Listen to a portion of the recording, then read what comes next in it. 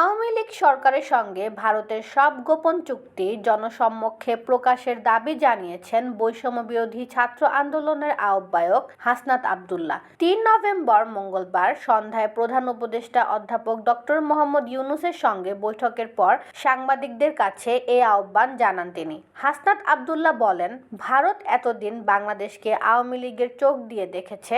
এতে জনগণের সঙ্গে জনগণের সম্পর্ক হয়নি, রাষ্ট্রের সঙ্গে রাষ্ট্রের সম্পর্ক হয়নি।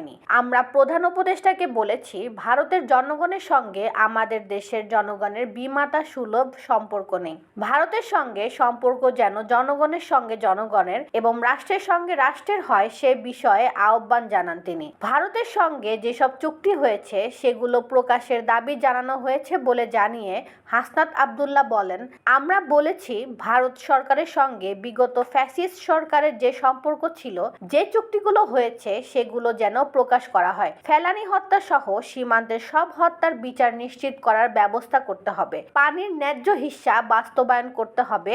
ভারতের সঙ্গে বাণিজ্যিক সম্পর্ক যেন ন্যায্যতার সঙ্গে হয় তাও নিশ্চিত করার কথা বলেছি।